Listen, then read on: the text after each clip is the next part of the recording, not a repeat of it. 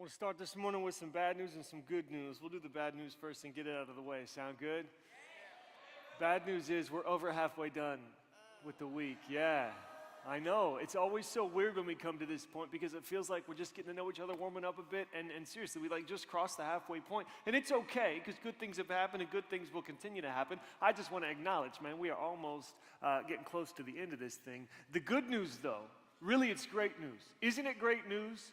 Isn't it great news that we don't have to be defined by our worst moments? Isn't that great news? Yeah. Man, last night was such a powerful night. And it reminds us that we don't have to be defined by our worst moments. Now, I may or may not be talking about the alternative, I'm just kidding, I'm not. Wasn't able to make it, but I'm sure it was great. So that's not even like a sub-comment towards you. You're wonderful and great. But I'm talking about the content of what we talked about yesterday. And we follow Jesus in part because his success means that our failure doesn't have to be the last word in our stories. And I need to be reminded of that on a regular basis. Y'all heard the gospel yesterday. Jesus died for our sins. Now we're free, we're forgiven. Finish this sentence. It is finished. Yes, such good news. And we hear this and we celebrate as we rightly should, and we drop rocks and we cheer, and it's awesome and it never gets old. And then you get to this point sometimes where you're like, okay, I'm in. What now, Like the gospel, it is finished, and then where from here? And sometimes we think, okay, Jesus died for me, and now I'm going to live for him. He did his part, now I'm going to do my part. Now that's partly true, but it's also dangerously close to missing a critical ingredient. If you just jump from, he died for me, now I live for him, then you're skipping over a step that I think is necessary, because without it, your faith will eventually dry up. Faith cannot sustain itself on willpower alone. It needs another power. It needs resurrection power. We're going to talk this morning about resurrection power. Open your Bibles to John chapter 20, if you would. John is one of the four gospel writers, the official biographers of Jesus. And we've been walking through the life of Peter, looking at various scenes from Matthew, Mark, Luke, and John. And John was pretty young at the time of Jesus' ministry, probably a teenager, the youngest one of Jesus' close followers, one of Jesus' best friends, so it seems. And when he writes his gospel, it's kind of cool. He doesn't ever actually say his name. He's old by the time he writes. He's like 90-something. He just calls himself the disciple Jesus loved, which is pretty cool.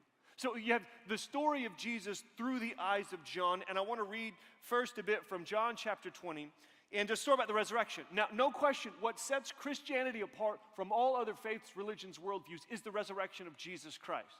Now Jesus, more generally, of course, is unique to our faith, but Jesus is special in large part because he was really dead and then he was totally alive again, the resurrection. So let's read John's version of this story in John chapter 20. We're going to kind of spend all morning in this, and we're going to read some different parts of it. For now, I'd like to just read the first 10 verses or so, okay? So John chapter 20, verse 1. Y'all there? Okay. Early on the first day of the week, while it was still dark, Mary Magdalene went to the tomb and saw that the stone had been removed from the entrance. So she came running to Simon Peter and the other disciple, the one Jesus loved, that's John talking about himself, and said, "They have taken the Lord out of the tomb, and we don't know where they've put him." So she goes to the tomb of Jesus. Jesus dies on Friday, put in the tomb. Saturday passes. She comes on Sunday morning, first thing. Tomb's open. He's not there. She runs and finds Peter and John. Verse 3, so Peter and the other disciples started for the tomb. Both were running, but the other disciple outran Peter and reached the tomb first. Okay, can I just say, yeah, right, you get it. Obviously, a teenage boy is writing the story from his memory, right? Like, Jesus, John, think about this. You're telling the story of the resurrection. He's like, just so y'all know, I know you think Peter's cool, but I'm faster. Anyway, he says this. He says he got there first. Then verse 5 says he bent over and looked in at the strips of linen lying there. That's the cloths that were around Jesus, but he didn't go in. Verse 6, then Simon Peter came along behind him and went straight into the tomb. He saw the strips of linen lying there, as well as the cloth that had been wrapped around Jesus' head. The cloth was still lying in its place, separate from the linen. Finally, the other disciple who had reached the tomb first also went inside.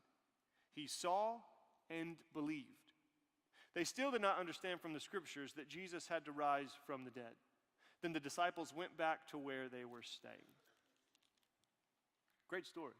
Resurrection, awesome, but what does it mean? You even sense a little bit in the story that they're looking at this going, all right, now what? Like, he's not in here. This is crazy. And then they go back to where they'd come from. Like, what next? Where do you go from here? You ever been part of something where like you were a group preparing for a big moment? And maybe you're on a team and you're looking forward to a tournament at the end of the season, or maybe you're in the band and there's a parade or a competition that you're working toward, or maybe you're part of a cast and crew in a theater production, and then it comes to like time for the show, and for months you've been working toward this one moment, all the practice, all the time, all the energy, all the sweat, all of the work that you put into it for this one moment, all leading up to this, and then you get to this big moment, right? Like everything's been looking here, and you get to this big moment, and then it happens, and you're like, okay, now what? You know? And the whole ministry of Jesus has been leading up to this point when there was an empty tomb. And so where do we go? Now what? Or maybe a slightly different scenario. You ever been building up to something, or you've witnessed something that you know is big and it's a little bit surprising, but you don't really know what to do with it? Maybe you're in the tournament and you're the 1 seed and you lose, or maybe you're like a 6 seed and you're supposed to lose first or second round, but you win the whole thing. Or maybe, I don't know what it is, but it just goes differently, and you're like, that really just happened. What does it mean? That's the moment I feel like the disciples are in right now. And maybe us too, like, okay, it's been leading toward this. What does this mean? And I think I can tell you pretty simply what it means. It means in 4 words, Jesus can be trusted. That's what I want to say this morning. The resurrection means Jesus can be trusted. Now, I don't want you to fall asleep now, but even if you did, if you just remember that, you get the main point. The resurrection means that Jesus is a person who can be trusted. We can believe in him, and we can have faith. I'm going to use those words interchangeably because that's what the story does. Because in the language that John and these others are writing, faith, belief, trust, all same idea. So this means that we can believe in him, and you see that all through this story. In verse 8, look, John says he saw and believed. A little bit later on in John chapter 20, there's a time when the disciples are all together and they're in a closed room, and Jesus just shows up, like doesn't open the door, but he's just there. Whoa, and they see him, and they encounter the resurrected Christ, and they believe in him. And later on, they're telling one of them who wasn't there, his name was Thomas. I don't know why he wasn't in the room, but he wasn't in the room. And they're like, Thomas, we saw Jesus. We saw him like it's really him. And Thomas sometimes gets a bad rap. He responds how I think I would have, or you maybe would have too in the same situation. He says, man, that's cool for you guys, but I wasn't there. I wasn't there, and I gave my life to this guy, and then he died. Like, listen, if I see him, great. But until I see him, until I put my hands in his wounds and touch him myself, he's standing in front of me, until I see it, I don't think I can believe this. A little bit later on, they're all in a room again. Thomas is here this time. Jesus shows up, and Thomas sees him. Jesus says, check it out. Here's the hole in my side. Look at the holes in my wrists. And Thomas falls down and says, my Lord and my God, I believe you. And Jesus says to him, you believe because you have seen me. But blessed are those who don't see and yet still believe. He's talking about you. And then right after this, at the end of John chapter 20, John tells us why he wrote his book. A lot of things Jesus did. He said, but I have written these things so that you may believe that Jesus is the Messiah, the Christ, and that by believing you may have life in his name. Jesus' resurrection opens up a whole new way of life for us. And it is a way of life that is characterized above all by faith. Not just that God did something in the past, but that he's actively working in your life right now in and through you. It's not just that we can be grateful for what Jesus' death did for us a long time ago. It's that we can entrust ourselves to the one who today, we can rely on Jesus today because he is alive and working powerfully through us with resurrection power today. Yeah, Jesus' resurrection opens up a new way of life, and it is a way of life characterized above all by trusting him. It's fun to learn about really everything, but also like the life of faith through the eyes of children. It's kind of interesting. I learned so much about my relationship with God by watching my kids. And my son Carson is 4, which means that pretty much every day he A, does something infuriating, and B, says something funny. It's just like the phase of life he's in, you know. I was talking to my wife the other day, and my kids have gotten into watching American Ninja Warrior. Any of you guys watch this a little bit? Some of you, yeah. So Carson loves this, right? So they're watching it the other night, and she said somebody finished the routine, and Carson just stood up and said, yeah, that's how it's done, boy. Like, because thank you, little expert, you know what I mean? Like, he just says stuff. It's fun, too, to watch him process God. He's really into how big God is, right? Like he said to Beth the other day, he's like, man, Mommy, I am as much hungry as God loves us. And yeah, right? And that is a lot, he said. He's into the bigness of God. And I don't know what it is, but he'll say to me, he'll be like, Daddy, you're bigger than me. And I'll be like, yes, I am bigger than you, at least for now. And he's like, but God is bigger than you. Yes, he is. Yes, he is, right? It's cool. It's fun. We were driving the other day, and it's just randomly. We're just driving through town, and he looks out, and I guess he saw the sun or something, but he asked me, he said, Daddy, is God bigger than the sun? And I'm like, buddy, God made the sun. And when I said that, no joke, backseat, I'm not making this up, he goes, what? Yeah. And then I can almost picture him texting this if he texts it. And then he goes, that is awesome. It was great. Love it. Now, those are probably about the only stories I can tell about Carson because he is 4 and he finds himself currently quite fascinated with and impressed by a certain part of his body. So all the other stories are inappropriate. You know what I mean? Like, he's a pretty confident kid all around. He actually thinks he's pretty smart, too. Whenever he says something smart, like he'll say something true about the Bible or nature or whatever it may be, and we're like, oh, yeah, that's true, buddy. He'll just like, yep, my head teached me that. And it's cute, right, that he says that, but there's a part of me where I'm like, hey, buddy, that's adorable, man, but it's also dangerous. Because listen, dude, I want you to be smart and intelligent and strong and wise. I want you to be all of these things. I don't want it to be like true from within you, but you need to understand like the path to intelligence and wisdom and true strength comes from you relying on people who are smarter than you, like starting with me, right? Starting with mommy and me. Now, I'm glad he doesn't just trust anyone. I'm glad he doesn't just admit that everybody has like equal voice in his life, because there's going to be a lot of people in his life that tell him stupid things, untrue things, dangerous things. I want him to test their credentials because he needs to trust the right people. I want you to test the credentials of the people who look at you and say, you should believe what I'm saying to you right now because I'm telling you the purpose of your life, or I'm telling you right and wrong, or I'm telling you what it is that you should believe or do with your days. I don't want you to trust everyone. Anytime somebody says, trust me, I want you to test their credentials. I want you to say why.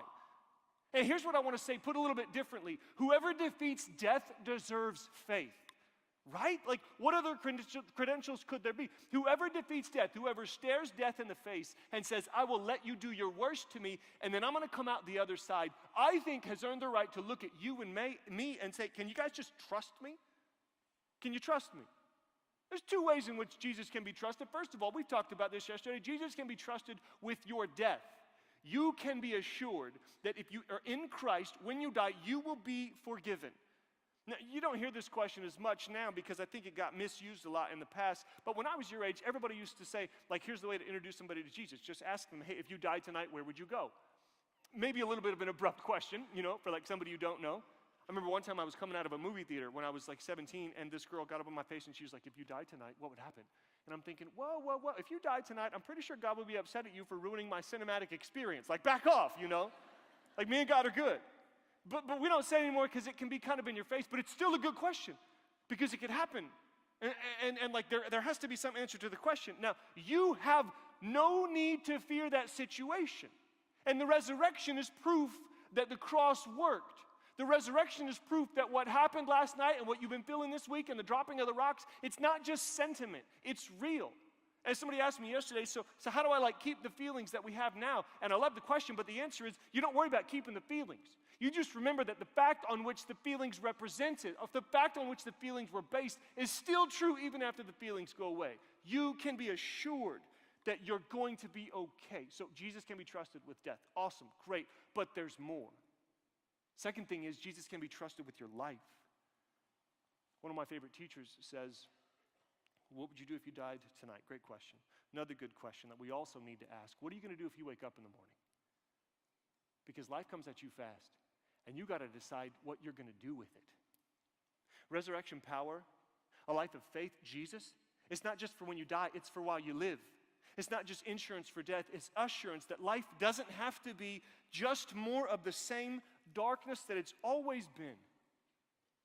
Let me read a little bit more John chapter 22. Let me read the middle portion, John chapter 20, verses 11 through 18. I don't know if you've read this before, but man, let's just read it. John chapter 20, verse 11. John continues. Now Mary Magdalene, the woman who had come to the tomb, told the guys, come back with them. Now Mary stood outside the tomb crying. She stuck around. As she wept, she bent over to look into the tomb, and she saw 2 angels in white seated where Jesus' body had been, one at the head and the other at the foot. And they asked her, woman, why are you crying? They've taken my Lord away, she said, and I don't know where they put him. At this, she turned around and saw Jesus standing there, but she did not realize that it was Jesus. He asked her, woman, why are you crying? Who is it you're looking for? Thinking he was the gardener, She said, "Sir, if you've carried him away, tell me where you have put him, and I will get him." Jesus said to her, "Mary." She turned toward him and cried out in Aramaic, "Rabboni," which means teacher. And Jesus said, "Don't hold on to me, for I have not yet ascended to the Father. Go instead to my brothers and tell them, I am ascending to my Father and your Father, to my God and your God." Mary Magdalene went to the disciples with the good news, "I have seen the Lord." And she told them that he had said these things to her. Now, I got a couple questions for you. Sometimes when you're reading the Bible, you just got to pay attention to the details, and you'll catch what you might have missed the first time. Now, picture this scene. There's a couple angels there, but when it comes to humans, how many humans are there? Actually, well, two, right? Let me put it this way. How many women are there? One woman. How many males are there? How many human males are there? One. And so the one woman, Mary, sees the one man, Jesus, and who does she think he is? The gardener. Interesting. So I don't know if you've ever read the first couple chapters in Genesis, but the story of creation starts with one man and one woman together in a garden.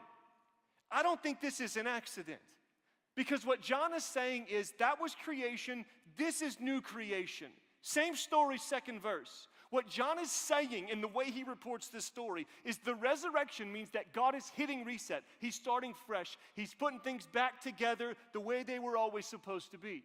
And the point of John 20 and this resurrection story is that resurrection signals the beginning of new creation now.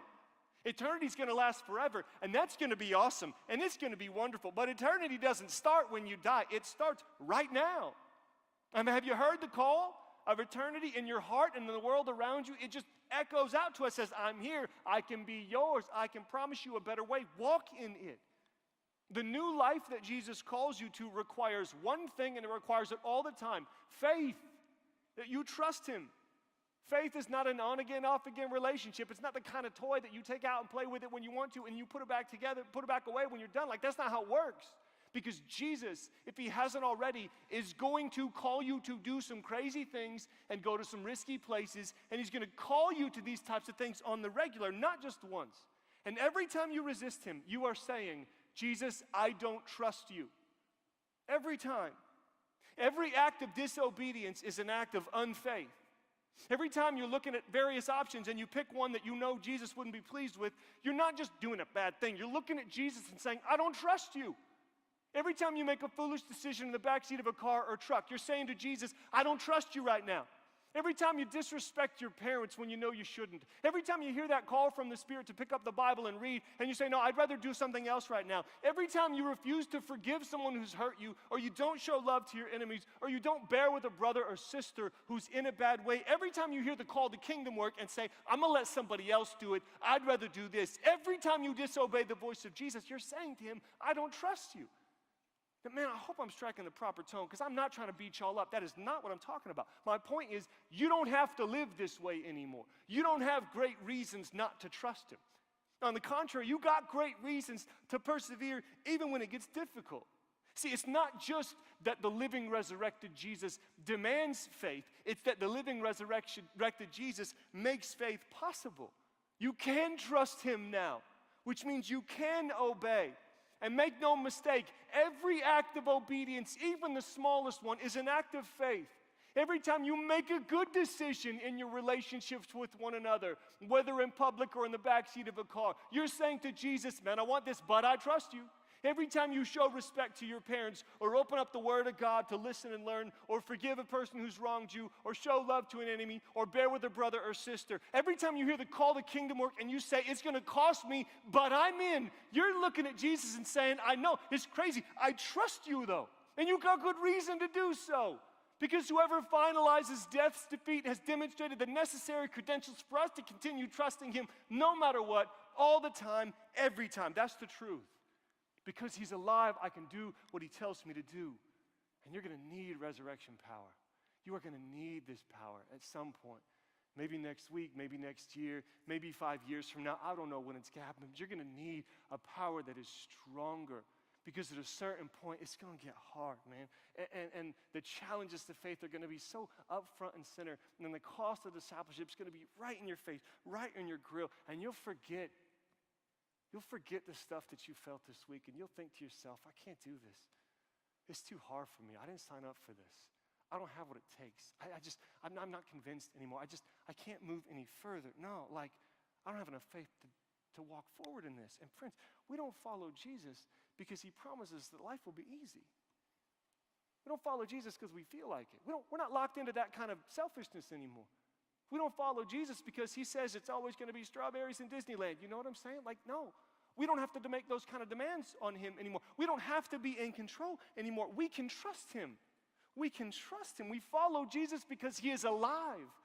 Like, your faith doesn't have to run out because it isn't tapped into a power from within you. And it doesn't rely on a power around you. It receives a power from above you, a power from on high that is indestructible, incorruptible, hardly believable, but entirely undefeatable because death itself could not win. It's resurrection power, which means it's strong enough to sustain you in every moment. I can obey. I can trust him, and you can too because he is alive.